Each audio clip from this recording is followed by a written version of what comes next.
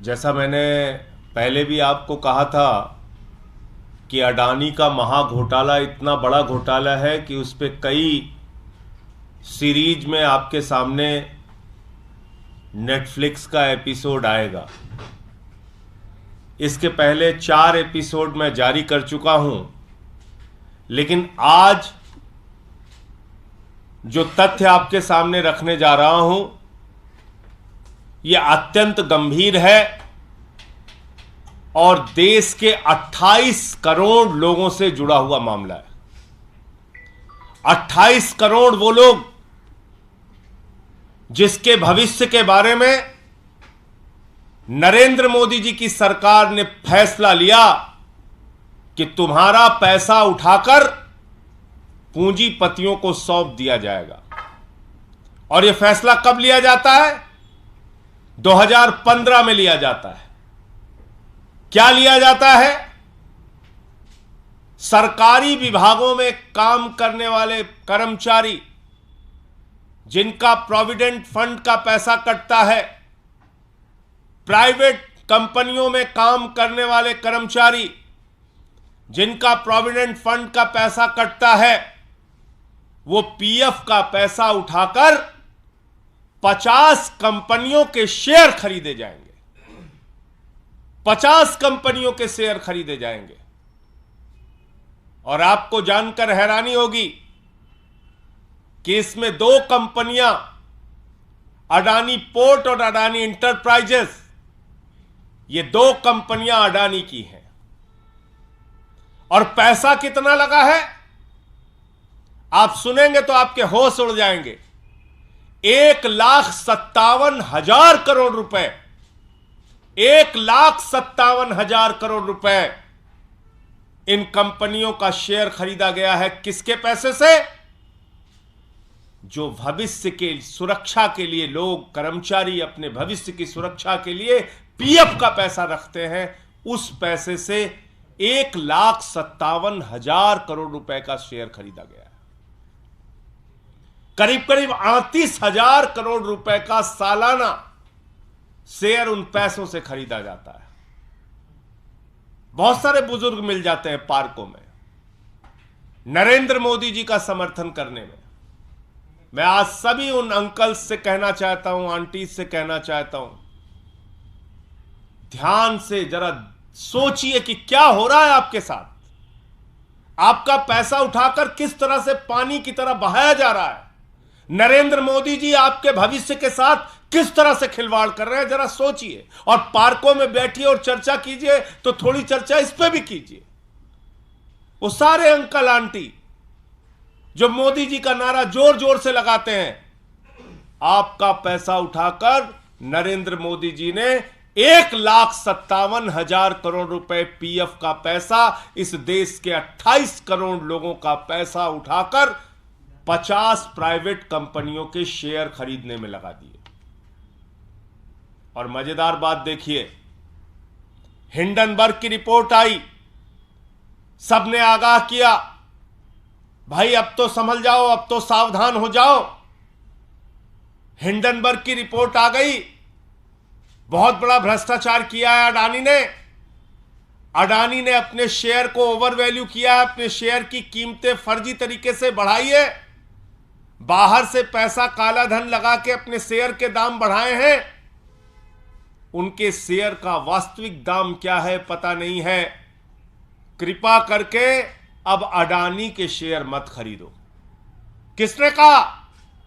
तमाम financial experts ने, तमाम अर्थशास्त्रियों ने, तमाम लोगों ने आगाह किया कि भाई ये बुजुर्गों का पैसा है, ये कर्मचारियों का पैसा है, ये इस देश के 28 करोड़ लोगों का पैसा है, इसको कम से कम अडानी की कंपनी में अब तो मत डुबाओ। लेकिन 27 मार्च को मीटिंग होती है ईटीएफओ बोर्ड की, और उस बोर्ड में जो चेयरमैन होते हैं वो होते हैं आदरणीय देश के श्रम मंत्री भूपेंद्र यादव जी। भूपेंद्र यादव जी जो देश के मंत्री हैं, वो उस बोर्ड के चेयरमैन हैं। ये रिपोर्ट भी आ जाती है, आगाह भी किया जाता है कि भाई आप कर्मचारियों की जीवन से जुड़ा हुआ उनके भविष्य की निधि जो रखी है, उनके लिए जो पीएफ का पैसा उनके संकट के समय में काम आता है, कम से कम ये पैसा अडानी के ग्रुप पे मत लगाइए। लेकिन बावजूद इसके वो पैसा अडानी की उन दो कंपनियों में फिर लगाया जाता है। क्या प्रेम है आपका अडानी से? आप देश के करोड़ों लोगों का पैसा क्यों उठा के अडानी के ऊपर लुटा रहे हैं? एलआईसी में लुटा रहे हैं अडानी का पैसा, अडानी का पैसा उठाकर एलआईसी का पैसा उठाकर अडानी के ऊपर लुटा रहे हैं, एसबीआई का पैसा उठाकर अडानी के ऊपर लुटा रहे हैं, पीएनबी का पैसा उठाकर अडानी के ऊपर लुटा रहे हैं, बैंकों का पैसा उठाकर अडानी के ऊपर लुटा रहे हैं, और अब ये पीएफ का पैसा, करोड़ों लोगों के जिंदगी से जुड़ा हुआ पीएफ का पैसा वो उठाकर अडानी के ऊपर लुटा रहे हैं। मैं देश के प्रधानमंत्री से पूछना चाहता हूं कि आखिर इस देश के करोड़ों लोगों का पैसा हिंडनबर्ग रिपोर्ट आने के बावजूद, शेयर को ओवर वैल्यू किया गया है, इसके बावजूद शेयर मार्केट में आप क्यों लगा रहे हैं? ये 1,57,000 करोड़ रुपए इस देश के लोगों का पैसा जब डूबेगा तो उसकी जवाबदेही किसकी होगी? ये 1,57,000 करोड़ रुपए लोगों के पीएफ का पैसा जब चंद पूंजीपति लूट कर भाग जाएंगे, उसकी जवाबदेही किसकी होगी? ये जवाब देश के प्रधानमंत्री को, करोड़ों लोगों को देना चाहिए। और ऐसे समय में जब अंतर्राष्ट्रीय संस्थाओं ने अडानी की कंपनी का वेटेज कम किया है, उसकी रेटिंग डाउन की है, आगाह किया है निवेशकों को कि भैया इनमें पैसा मत लगाओ आप, क्योंकि इनके शेयर की वास्तविक वैल्यू क्या है हमें पता नहीं। ऐसे समय में भी भारत की सरकार 27 मार्च को जो मीटिंग होती है उसमें भी अडानी के कंपनियों में पीएफ का पैसा लगाने का निर्णय करती है। किसके कहने पर यह सब कुछ हो रहा है? ये मेरा सवाल था, और मैं समझता हूं कि अडानी के मामले, अडानी के घोटाले इतने बड़े हैं कि इसकी परत दर परत आगे भी खुलती रहेंगी। कुछ जानकारी रीना गुप्ता जी जो हमारी स्पोक्स पर्सन है वो भी आपसे शेयर करेंगी। रीना जी।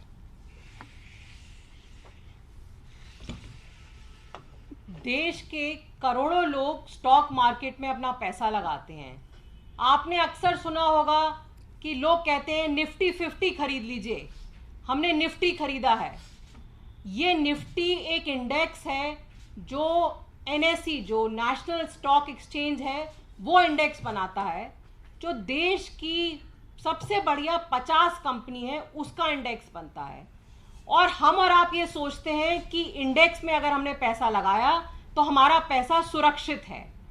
जब हिंडनबर्ग की रिपोर्ट आई, उस रिपोर्ट में ये लिखा था कि जो अडानी के शेयर के, अडानी ग्रुप के जो शेयर्स हैं उनका असली रेट क्या है ये पता नहीं चल रहा है। इसलिए जो जितने सारे इंडेक्स हैं, पूरी दुनिया के कई इंडेक्स में अडानी ग्रुप के शेयर्स थे। वो जैसे अमेरिका का एक सबसे बड़ा इंडेक्स है मॉर्गन स्टैनली का इंडेक्स।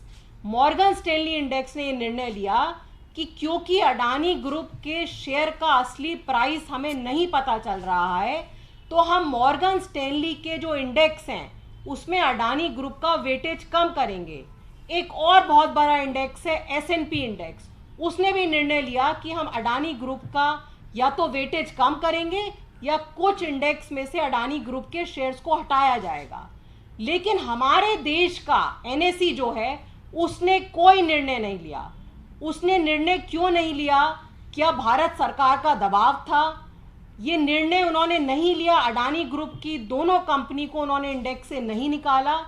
इसकी वजह से आपका और हमारा जो 28 करोड़ लोगों की जो गाड़ी कमाई है और बाकी सारे लोग जो स्टॉक मार्केट के इंडेक्स में पैसा लगाते हैं, रोज उनका पैसा अडानी ग्रुप की कंपनीज में लग रहा है। आज हमारी ये मांग है कि जब तक सुप्रीम कोर्ट की कमेटी अडानी ग्रुप की कंपनीज को क्लीन चिट नहीं देती है, तब तक देश के छोटे निवेशकों का पैसा बचाने के लिए सरकार को अडानी ग्रुप की दोनों कंपनीज को एनएसई से हटाना चाहिए। क्लीन चिट मिल जाती है, उसके बाद आप उसमें इंक्लूड करना चाहें तो कर लीजिए, लेकिन जब तक क्लीन चिट नहीं मिलती है तब तक पूरे देश के लोग, जो रिटायर्ड लोग हैं, बहुत छोटे छोटे निवेशक हैं जो निफ्टी में अपना पैसा लगाते हैं, उनका पैसा सुरक्षित नहीं है। और जब पूरी दुनिया के इंडेक्स अपने इंडेक्स में से अडानी ग्रुप की कंपनीज को हटा रहे हैं, तो हमारी सरकार ये निर्णय क्यों नहीं ले रही है, क्यों एनएसई को नहीं ये निर्देश दिया जा रहा कि जब तक क्लीन चिट नहीं मिल रही है ये दोनों अडानी ग्रुप की कंपनीज को इंडेक्स से हटाया जाए। आप लोगों के कोई प्रश्न हो? ये रिपोर्ट कब आई थी जिस रिपोर्ट का आपने जिक्र किया है कि रिपोर्ट आई थी कि ये पैसा नहीं लगाया जाना चाहिए? देखिए, ऐसा है कि जब हिंडनबर्ग की रिपोर्ट आई उसके बाद तमाम लोगों ने आगाह किया सरकार को कि भाई, और ना भी आगाह करे तो साफ तौर पे हिंडनबर्ग की रिपोर्ट क्या कहती है? हिंडनबर्ग की रिपोर्ट ये कहती है कि काला धन विदेशों से फर्जी कंपनियां बनाकर अडानी की कंपनी में भारत के अंदर लगाया गया और 100 रुपए के शेयर को 1000 रुपए, 1000 रुपए के शेयर को 10,000 रुपए ओवर वैल्यू किया गया, यानी कि गलत ढंग से फर्जी तरीके से शेयर के दाम बढ़ाए गए। पहली बात मैं तो पूछना चाहता हूं कि 1,57,000 करोड़ रुपए ये शेयर के जुए में आप क्यों लगाना चाहते हैं? देश के लोगों के, करोड़ों लोगों की गाढ़ी कमाई का पैसा। क्या और संस्थाएं नहीं बची हैं? और बैंक विश्वसनीय संस्थाएं नहीं है जहां पे कि आप पीएफ का पैसा लगाइए और लोगों को उनके भविष्य निधि का लाभ दे सकिए? आपने इस शेयर मार्केट के धंधे में क्यों लगाया? पहला गुनाह तो मोदी सरकार ने यह किया।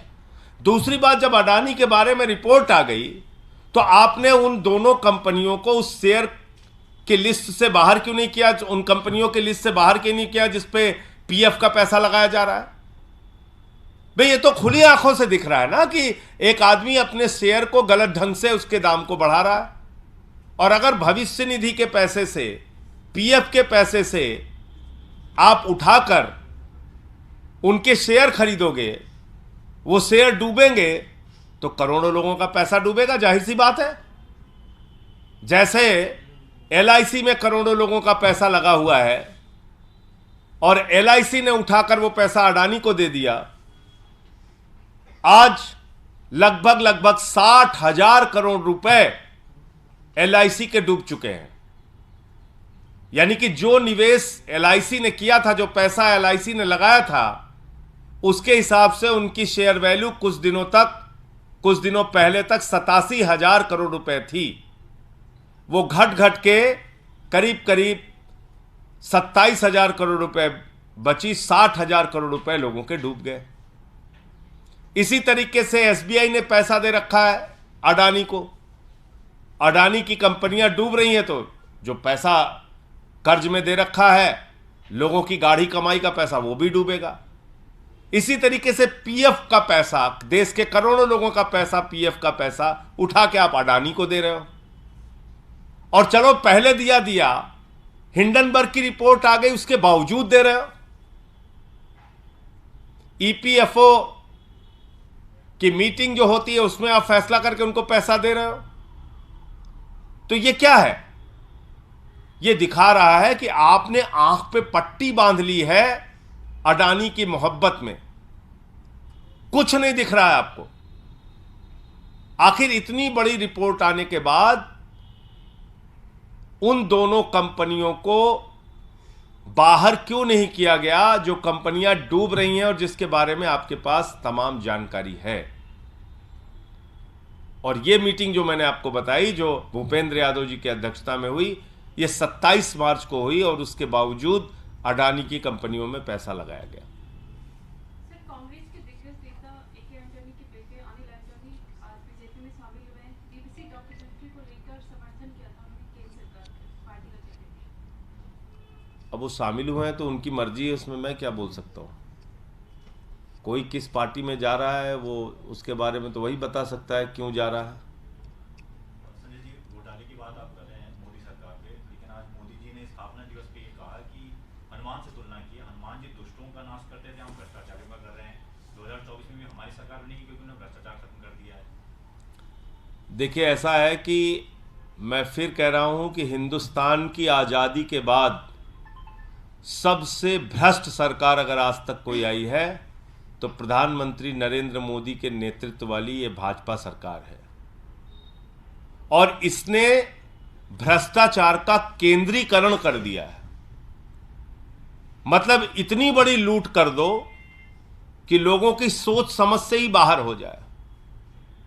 लाखों करोड़ का घोटाला कर दो, 11 लाख करोड़ रुपए चंद पूंजीपतियों का माफ कर दिया जाता है। 3.5 लाख करोड़ रुपए चंद पूंजीपतियों का सेटलमेंट के नाम पर माफ कर दिया जाता है। एक अडानी को आकाश से लेकर पाताल तक सब कुछ सौंप दिया जाता है। एक अडानी को बैंकों से उठाकर 2.5 लाख करोड़ रुपए का कर्जा दिया जाता है। एक अडानी का 86,000 करोड़ रुपए का कर्जा माफ कर दिया जाता है। तो ये तो भ्रष्टाचार का केंद्रीकरण हो गया, सेंट्रलाइज्ड करप्शन हो गया मोदी जी के राज में। तो मोदी जी के नेतृत्व में भ्रष्टाचार केंद्रीकृत है और भ्रष्टाचार ने सारे कीर्तिमान तोड़ दिए हैं। अगर उनको कार्रवाई करना है तो सबसे पहले नरेंद्र मोदी जी को अपने ऊपर कार्रवाई करनी पड़ेगी, फिर अपने दोस्त अडानी के ऊपर कार्रवाई करनी पड़ेगी, फिर नीरव मोदी पे कार्रवाई करनी पड़ेगी, मेहुल भाई पे कार्रवाई करनी पड़ेगी, ललित मोदी पे कार्रवाई करनी पड़ेगी, नितिन संदेशरा पे कार्रवाई करनी पड़ेगी, हेमंत विश्व शर्मा पे करनी पड़ेगी, नारायण राणे पे करनी पड़ेगी, येदियुरप्पा पे करनी पड़ेगी, व्यापम वालों पे करनी पड़ेगी। बहुत लंबी सूची है। कैसी लड़ाई लड़ रहे हो आप भ्रष्टाचार से? कह रहे हैं हम भ्रष्टाचार से लड़ रहे हैं। मैंने दिखाया तो था, एक जहाज में अडानी के साथ भ्रष्टाचार से लड़ रहे थे, जहाज में घूम रहे हैं दोनों लोग। तो मैंने मोदी जी को समझाया कि मोदी जी, जहाज में झगड़ा नहीं किया जाता है। आप कैसी लड़ाई लड़ रहे हैं? यह देश इस बात को जानना चाहता है। 19 राजनीतिक पार्टियां जेपीसी की मांग कर रही थी, आप जेपीसी बनाने के लिए तैयार नहीं हो। आप कह रहे हो हम भ्रष्टाचार से लड़ रहे हैं। तो भ्रष्टाचारी जितने हैं वो सब नरेंद्र मोदी जी के इर्द गिर्द है। उनको पूरा संरक्षण मोदी जी का प्राप्त है और अपनी राजनीतिक सत्ता को कायम करने के लिए उन्होंने एक भ्रष्ट आर्थिक सत्ता अपनी तैयार की है अडानी के जरिए, और इसमें सारा पैसा देश के प्रधानमंत्री नरेंद्र मोदी का है।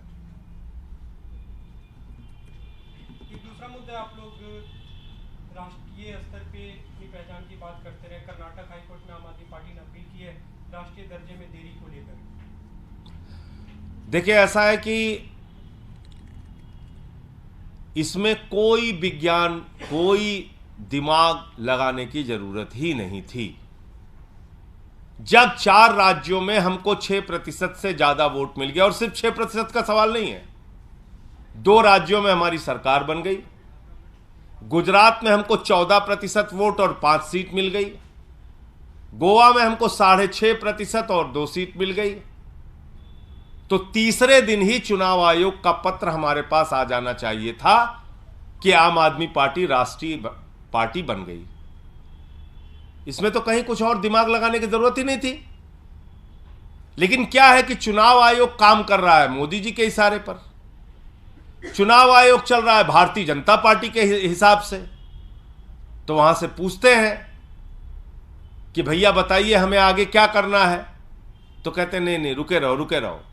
मैंने खुद आल पार्टी मीटिंग में सवाल उठाया था, चुनाव आयोग के सामने सवाल उठाया था कि भाई जब हम राष्ट्रीय पार्टी का दर्जा पाने के लिए सारे मानकों को पूरा करते हैं तो अब किस आधार पे हमारे राष्ट्रीय पार्टी के दर्जे को रोके हुए हैं? तो उस पर जवाब देने के लिए तैयार नहीं हुए। कह लगे हाँ हाँ बहुत जल्दी करेंगे जल्दी करेंगे। ये बोला था मुख्य चुनाव आयुक्त महोदय ने कि जल्दी करेंगे। अब वो जल्दी कब होगी? कर्नाटक का चुनाव आपने अनाउंस कर दिया। कर्नाटक के चुनाव में आम आदमी पार्टी को राष्ट्रीय पार्टी का दर्जा होने पर जो सुविधाएं मिलनी चाहिए वो सारी सुविधाएं मिलती, आपने नहीं दिया। इसलिए हमारी इकाई वहां पर हाई कोर्ट में गई है और निश्चित रूप से इसमें हमें राष्ट्रीय पार्टी का दर्जा मिलेगा ही मिलेगा, क्योंकि हम सारे मानक पूरे करते हैं। What is the official stand that the election commission has told the Aam Aadmi Party once why this is not being given, or are they why are they not taking? I can tell you about Constitution Club meeting. उसमें सारी पार्टियां थी, उसके सामने उन्होंने मेरे से कहा था कि हम जल्द ही इस पे फैसला लेंगे. But no official communication. No official communication. हमने जरूर उनसे बार बार टाइम मांगा, हमने बार बार उनको जरूर कहा, हमारे सचिव पंकज गुप्ता जी ने, लेकिन ना उन्होंने मिलने का कोई टाइम दिया. सोचिए, मिलने का भी टाइम नहीं दे रहे हैं. एक पार्टी जो हर मानक पूरा कर रही है राष्ट्रीय पार्टी बनने का, उससे मिलने का भी टाइम नहीं दे रहे हैं. पंकज गुप्ता जी ने बार बार चिट्ठी लिख के उनसे टाइम मांगा. तो ये सवाल है चीफ इलेक्शन कमीशन से, सीईसी से. और दूसरा, आज तीसरी चार्जशीट भी ईडी की आ गई, और हम लोग शुरू से कह रहे हैं कि दिल्ली के उप मुख्यमंत्री और शिक्षा मंत्री मनीष सिसोदिया के खिलाफ न कोई साक्ष्य पहले था न अब है. उन्होंने अपना मंत्री पद भी त्याग दिया, जेल में प्रताड़ना भी झेल रहे हैं. तीसरी चार्जशीट भी ईडी की आ गई, लेकिन उसमें भी मनीष सिसोदिया जी का नाम नहीं है. इसका मतलब साफ संदेश है, प्रताड़ित करो, परेशान करो और हर तरीके से दबाव बनाओ, मनोबल तोड़ने का प्रयास करो. इसलिए जो लोग शराब घोटाला करते हैं, इसकी सच्चाई दूर दूर तक कहीं नहीं है. और इसीलिए तीसरी चार्जशीट में भी ईडी मनीष सिसोदिया के खिलाफ कोई साक्ष्य नहीं लेकर आ पाई. धन्यवाद.